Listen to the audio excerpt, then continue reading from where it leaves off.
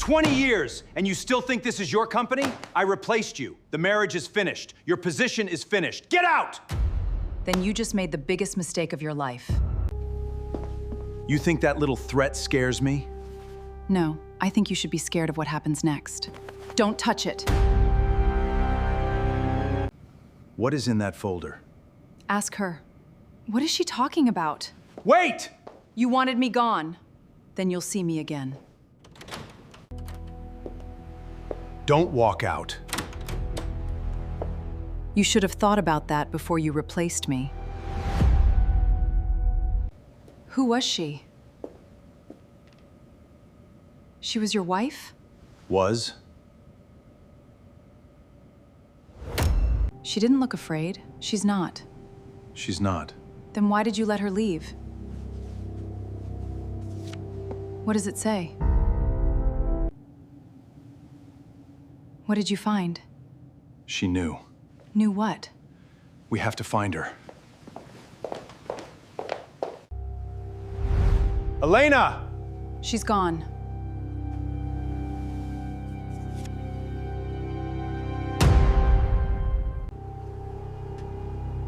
What is that? That was hers.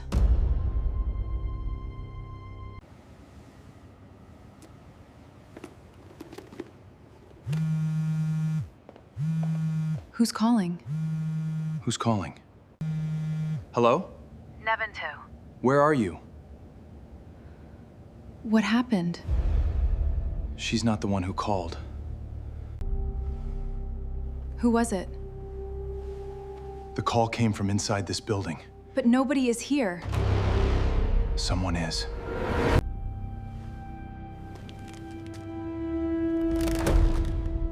Did you see that?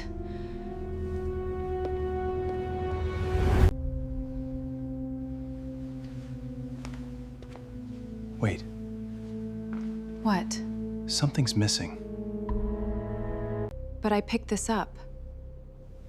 Then what was here? Someone was here. The camera. What happened? There's nothing there. What do you mean? The recording is missing.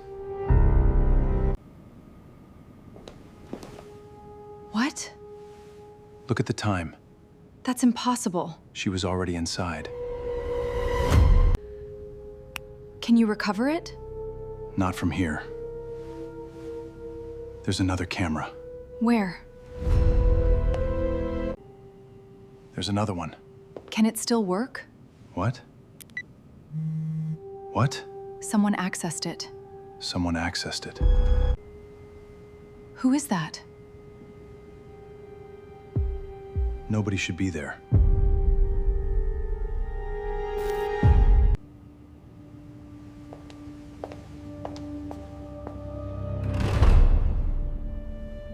Did you hear that?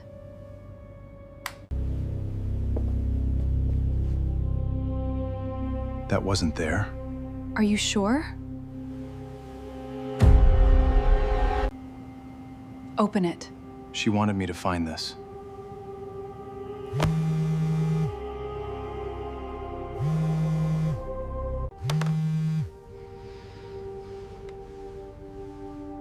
What is it?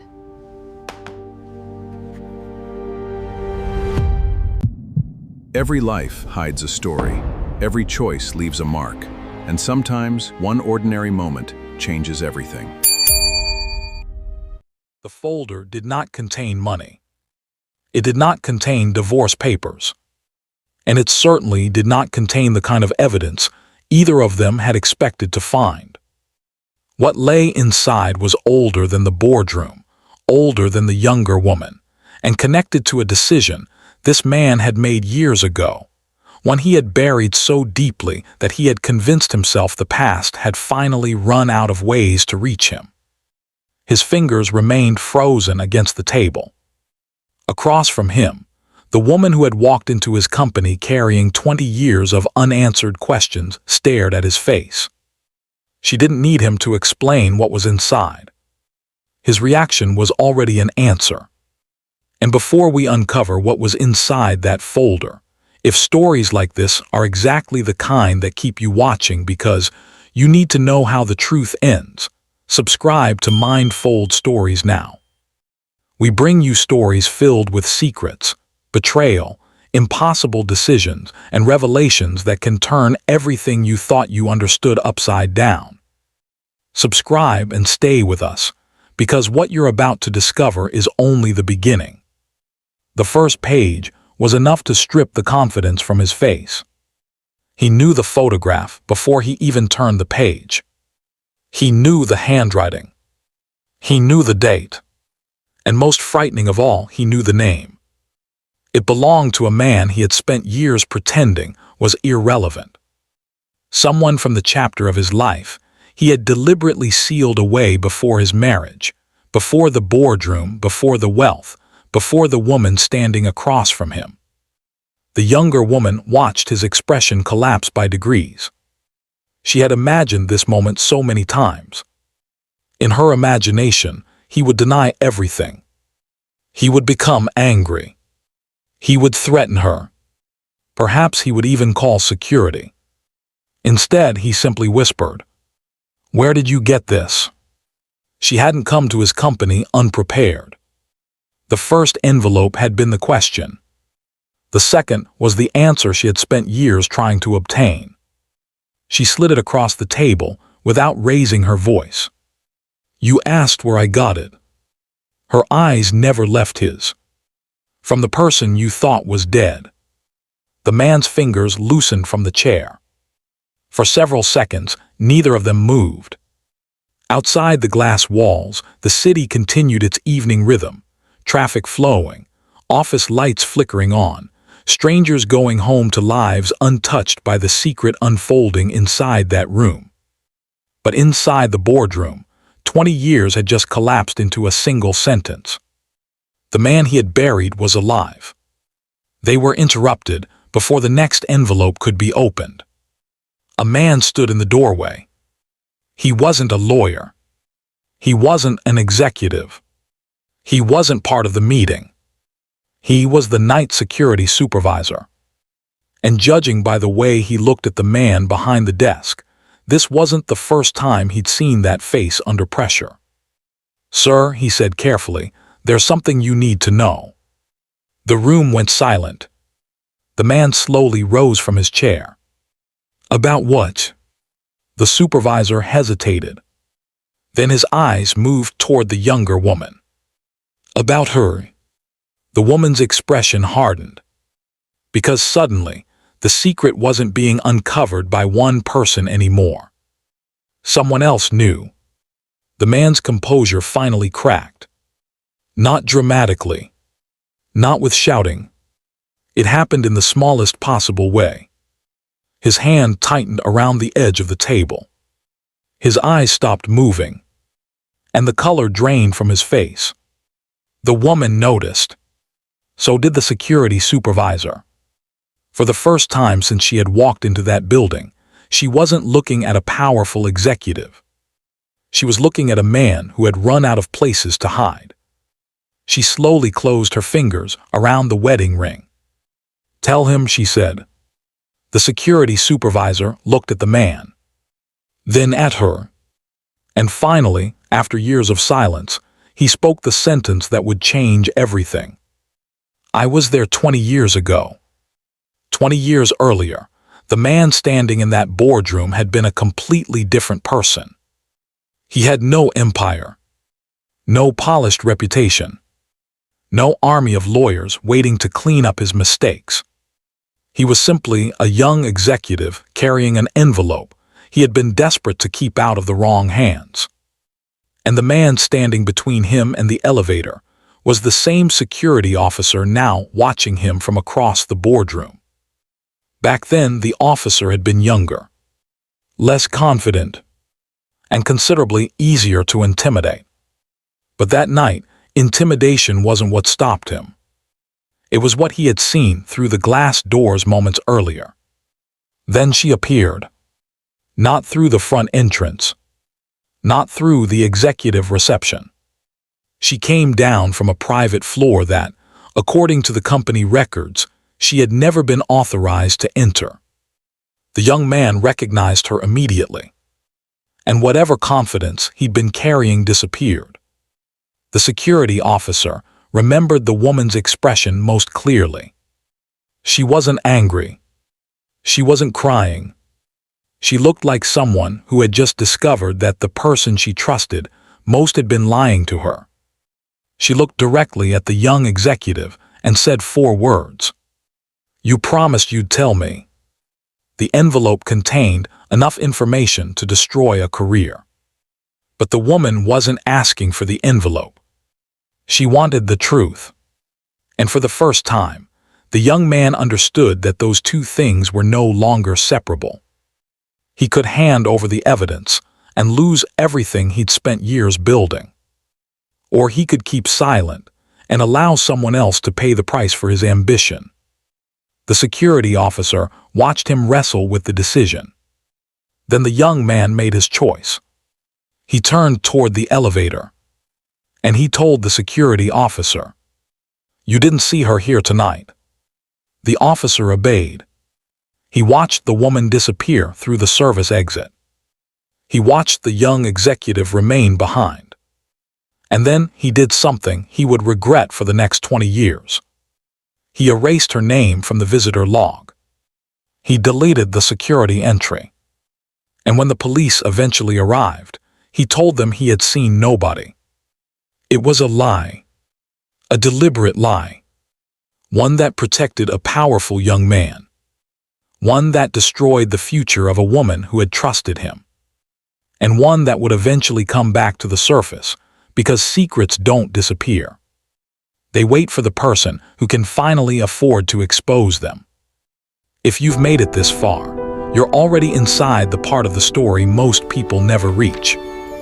And if you want more stories where the truth isn't handed to you in the first 5 minutes, but is uncovered piece by piece until everything finally makes sense, subscribe to Mindfold Stories. Your subscription tells us to keep bringing you stories worth staying up for. Now let's go back to that boardroom, because the man who kept this secret for 20 years is about to discover what his silence created. Back in the boardroom, the past was no longer a memory. It had become evidence. The man lowered himself into the chair, as though the weight of 20 years had suddenly been placed across his shoulders. Across the table, the younger woman didn't move. She had finally reached the part of the story she came for. "You knew her," she said. He opened his eyes. Silence. "You knew what happened." Still nothing.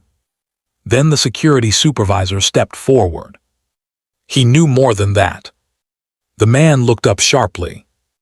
The supervisor's voice dropped. He knew what happened to the child. The woman's composure finally broke. She stepped toward the security supervisor. "What child?"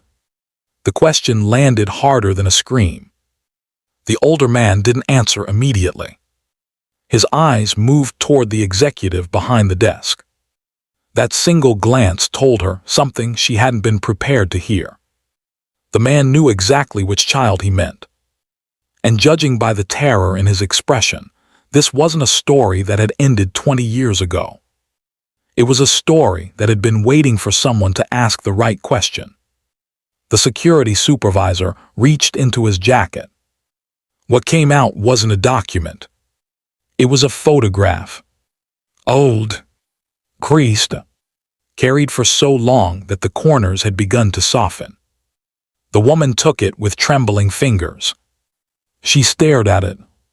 Then she looked at the man behind the desk. Something in her expression changed. Not confusion. Recognition. She turned the photograph over. There was a date written on the back. She read it silently. Her face went pale. It was the exact date she had been told her entire life was the day her mother died. Her entire childhood had been built around one story. Her mother had died. There had been complications. There had been no father anyone wanted to discuss. She had been told She was too young to understand the details. Eventually, she stopped asking. But the date on that photograph made the official story impossible. Her mother hadn't died that day. She had been somewhere else, with someone else. And the man standing in front of her now knew exactly where. She slowly raised her eyes. "You knew my mother." He didn't deny it. That silence was more devastating than any confession. She placed the photograph on the table. "Say her name." The man looked away. "Say her name." This time her voice was quieter. Somehow that made it worse. His eyes returned to the photograph. And finally, after 2 decades of silence, he said it. "Elena." The woman stopped breathing for a second. She had heard that name before. Once. Only once. It had been whispered by an elderly woman who had refused to explain why the name mattered. She had spent years wondering who Elena was. Now she knew. Elena wasn't a stranger. Elena was her mother. But the name wasn't the revelation. The real question was sitting underneath it. If Elena was her mother, who was the child the security supervisor had just mentioned? The woman looked at the man. Her voice almost disappeared. "Was it me?" The man closed his eyes. He didn't answer. She took another step backward. "Was I the child?" Still nothing. And that was when the security supervisor finally spoke. "No." The woman froze. The supervisor looked directly at her. "You weren't the child we were trying to protect." The answer created a question far more dangerous than the one she'd asked. She hadn't been the child. Then who had? The security supervisor walked toward an old leather briefcase sitting beside the conference table. The man's reaction was immediate. No. It was the first time he'd spoken with genuine fear. The supervisor didn't stop. He picked up the case and placed it on the table. Dust had settled into its seams. The locks were scratched, and the man staring at it knew exactly what was inside. 20 years ago, that briefcase had disappeared. Tonight, it had somehow found its way back to him. And this time, he wasn't going to be allowed to bury what it contained. "Don't open that." The words escaped him before he could stop them. The security supervisor's hands paused above the locks. The younger woman looked from the briefcase to the man. "Why?" He didn't answer. That silence told her more than the photograph had. Whatever was inside that case wasn't merely evidence. It was something he had spent 20 years trying to keep buried. The security supervisor looked him directly in the eyes. "You had your chance to tell her." His fingers moved toward the first lock. "You didn't." Click. One lock opened. The room seemed to become smaller. The second lock remained untouched. The woman could hear the faint hum of the air conditioning above them. She could hear her own breathing. She could even hear the man's fingers tightening against the table. Then the security supervisor looked at her. "Before I open this," he said, "there's something you need to understand." She stared at him. 20 years ago, there were 2 children involved. The man shut his eyes. Two children. The words didn't make sense. She had spent 32 years believing she was alone. No brother. No sister. No hidden family. Nothing. Yet the man who had known her mother was standing in front of her with the expression of someone who had just watched a grave open. "Where is the other child?" she asked. The security supervisor didn't answer. Instead, he looked at the man. The man finally lifted his eyes. And what she saw there wasn't fear anymore. It was grief. "We lost him," he said. "At least that's what I was told." 20 years earlier, the The second child had not disappeared in a boardroom. The trail led somewhere much quieter. A private hospital. Alina had arrived there that night terrified and exhausted. The young executive had followed her. The security officer had followed him. None of them understood yet how much that night would cost. Outside one of the hospital rooms, Alina waited for news. Then a hospital administrator stepped into the corridor. She looked at Alina, then at the young man, and her expression changed. She had recognized him. "You're not supposed to be here," she said. Alina begged to see her child. The administrator refused to move. "You don't understand," Alina whispered. "Then explain it to me." The young executive stepped closer. "Let her through." The administrator looked at him. "You have no authority here."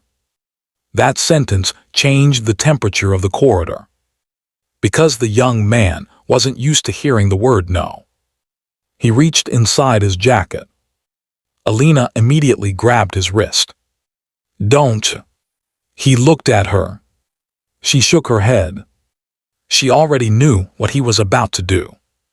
And somewhere behind that closed door was a child whose existence could destroy everything he had been trying to protect. He stepped away from them and made one phone call. Alina couldn't hear the person on the other end. She could only hear his side. "Yes." A pause. "She's here." Another pause. His eyes moved toward the hospital room. "No, the other one is still alive." Alina's face changed. The administrator heard it too. The security officer heard it. And suddenly, 3 people understood the same terrible thing. There wasn't one child. There were 2. And someone outside that hospital already knew about both of them. Someone who wanted one of them gone. The memory ended where the nightmare had begun. Back in the boardroom, the second lock finally gave way. Nobody spoke. The security supervisor lifted his eyes toward the woman. "After you see what's inside," he said, "you'll understand why he never told you." The man didn't protest. He couldn't. Because 20 years earlier, he had made a choice. Tonight, that choice had come back with a name, a photograph, and a question no amount of money could silence. The briefcase lid began to rise. And this time, there was nowhere left to run. The lid opened. Inside wasn't money. It wasn't a weapon. It wasn't even the kind of evidence she'd imagined. There were photographs, documents, a hospital bracelet, an old cassette tape, and one sealed envelope that had survived 2 decades without being opened. The woman's eyes moved from one object to another. Then they stopped. The bracelet was tiny, far too small for an adult. She reached toward it. The man immediately said, "Don't." But this time she didn't listen. The bracelet was colder than she expected. She turned it over. Nothing legible remained on it. The ink had faded years ago. But the man didn't need to read it. He knew exactly what it was. Whose was it? He said nothing. She looked at him again. Whose? His jaw tightened. The security supervisor answered instead. "The child they told you had died." Her fingers froze. She looked back at the bracelet, then at the photographs. And suddenly, the photographs weren't just evidence. They were a trail. She picked up the first photograph. A hospital corridor. Alina was standing near a door. The young executive was behind her. And in the corner of the frame was someone neither of them had mentioned. A woman. Older. Watching. The younger woman brought the photograph closer. She didn't recognize the face. But the security supervisor did.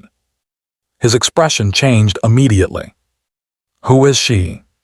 He hesitated, then finally said, "She was the last person to see the second child alive. Her name was Margaret Hale. 20 years earlier, she had been the hospital administrator responsible for that private floor. She knew Alina. She knew the young executive. And more importantly, she knew what had happened behind the locked hospital door. That night, Margaret had tried to stop him from entering. She had failed. But before he reached the room, she had already made a decision of her own. A decision that would eventually save one life and make another person believe their child was dead. Margaret knew she couldn't stop the executive, so she found another way. She pulled the security officer aside. Then she handed him an envelope. "If anything happens tonight," she whispered, "take this somewhere he can't reach." The officer looked at her. "What's inside?" Margaret shook her head. "You don't want to know." He stared at the envelope, then at the hospital room, then back at Margaret. "And the child?" Her expression hardened. "That's why I'm giving you this." The officer finally took it. He had no idea he would spend the next 20 years protecting it. The name hit her differently. Margaret Hale. She knew that name. Not from her childhood. From somewhere much more recent. 6 months earlier, an old woman had contacted her anonymously. She had refused to meet. But she'd left one message. "If you ever want to know what happened to Alina, find Margaret Hale." The younger woman looked at the security supervisor. "Where is she?" He reached into the briefcase. His fingers closed around the sealed envelope. "That's the problem." He placed it on the table. Nobody has seen Margaret Hale in 19 years. The envelope sat between them. 20 years of silence had been folded inside it. The woman reached toward it. The security supervisor didn't let go. "Once you open this," he said, "there is no putting the story back the way it was." She looked at the man. He didn't stop her. Perhaps because he knew he couldn't. Perhaps because, after 20 years, he was finally exhausted from carrying the secret. She tightened her grip on the envelope. And just before she opened it, her phone began to ring. She glanced at the screen. The caller had no name. Only one message appeared. "Stop digging." She answered. For several seconds, she said nothing. Neither did the person on the other end. Then a man's voice finally came through. Low. Controlled. Familiar enough to make her stomach tighten. "You shouldn't have opened the briefcase." She looked toward the security supervisor. He immediately understood. Someone was watching them. The woman's fingers tightened around the envelope. "Who are you?" A pause. Then, "Ask him what happened at St. Vincent's." The call ended. She lowered the phone. "What happened at St. Vincent's?" The man didn't move. She repeated herself. "Nothing." Then she saw it. Not fear. Recognition. He knew the name. The security supervisor slowly looked away. "You both knew," she whispered. The man finally spoke. "St. Vincent's was where everything went wrong." "What went wrong?" His answer came quietly. The child disappeared. St. Vincent's had changed owners twice. The old maternity wing had been demolished. Most of the paper records had been destroyed. The security supervisor knew one man who had spent years preserving what the hospital considered worthless. His name was David Parker. He worked in the medical archives. And when the woman told him the name Alina, he didn't ask why she was looking. He simply walked to a shelf, pulled out a box, and said, "I've been wondering when someone would finally come for this." David opened the box. There were admission records, discharge forms, nursing notes, and then an empty space. One file was missing. David tapped the gap. This one. The woman looked at him. What was in it? David hesitated. The neonatal transfer record. Her expression tightened. Transfer. David nodded. The child wasn't declared dead. Silence. The child was transferred. The woman's eyes widened. Transferred where? David opened an older ledger. Unlike the missing file, this record had survived. He traced one entry with his finger, then stopped. There. The woman leaned closer. Her expression changed. The name wasn't Alina's. It wasn't hers either. It belonged to someone she had never heard of. David looked at her. This is the name the child left the hospital under. Her voice dropped. What name? David swallowed. Then he said it. Daniel Mercer. David found one more photograph. He held it toward her. The image was badly faded. A hospital worker stood beside a newborn. The baby's face was hidden. But something else wasn't. A small mark on the blanket. The same symbol appeared on one of the photographs inside the briefcase. The woman looked at the security supervisor. He had gone completely still. You recognize it, she said. He nodded. That symbol belonged to the family that took the child. She stared at him. What family? He didn't answer. David did. The Mercers. The Mercers. The name meant nothing to her. Until David explained. They had been one of the wealthiest families in the city 20 years ago. Private hospitals, political connections, corporate influence, and a reputation for getting exactly what they wanted. The woman looked at the photograph again. Why would they have my mother's child? David stared at her. That's the question. The security supervisor finally spoke. No. They both turned toward him. He shook his head. That's not the question. His eyes settled on the woman. The question is why your husband has spent 20 years protecting them. The woman stared at him. You knew. The security supervisor didn't deny it. You knew who took the child. Silence. And you knew my husband was involved. His eyes dropped. That was enough. She stepped closer. Why? He finally looked up. Because 20 years ago, I believed I was protecting a child. His voice cracked. I didn't realize I was protecting the people who had stolen him. The woman froze. David slowly closed the archive box. Then we need to find Daniel Mercer. The security supervisor looked at him. You don't understand. David frowned. Understand what? The older man whispered. Daniel Mercer isn't missing. Where is he?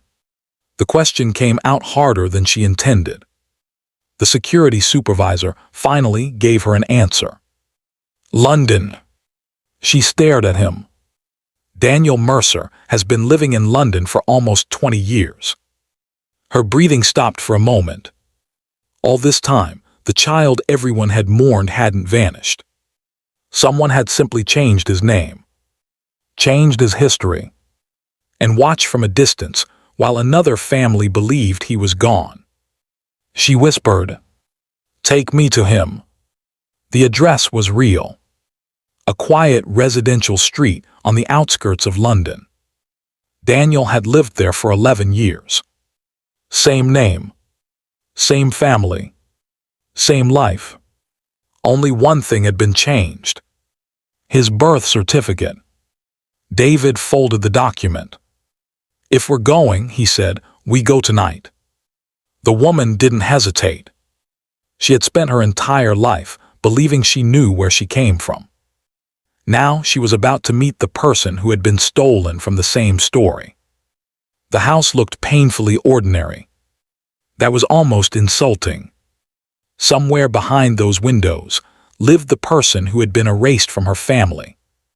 David stayed beside the car. The security supervisor scanned the street. She walked toward the front door. Every step felt heavier than the last. Then the door opened. Not because she knocked. Someone had been waiting. Then she saw him. Daniel Mercer, 32 years old. Blue-gray eyes. The same eyes she'd seen in old photographs of her mother. The same jawline. The same faint crease above the left eyebrow. She didn't know why she knew. She simply did. Daniel stared at her. "Can I help you?" She couldn't answer. She raised the photograph. Daniel's face changed. He recognized the woman standing beside his mother. Daniel took the photograph. His fingers trembled. "That's Elena." The woman's heart slammed against her ribs. "You know her." Daniel looked up. "She's my mother." Nobody spoke. The woman felt the room tilt beneath her. "Daniel." He frowned. "How do you know my name?" She looked at him.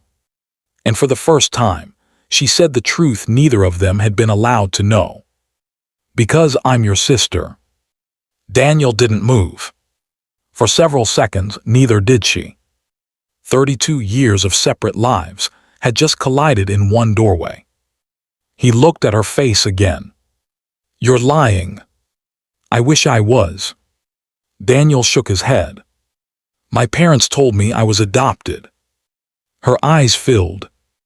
"Mine told me my brother died." Daniel's expression hardened. "Then somebody lied to both of us." And suddenly, they both knew where the next question had to go. Their parents. Daniel invited them inside. Neither sibling knew what to say. Then David remembered the cassette. The old tape from the briefcase. Daniel found an ancient player in a cabinet. He inserted it. His finger hovered over the button. Nobody breathed. Then he pressed play. Static filled the room. A woman's voice followed. Elena, 20 years younger. Terrified. And saying something that changed everything. Elena's voice crackled through the speaker. "If you're hearing this." A pause. "Then they failed to keep you apart."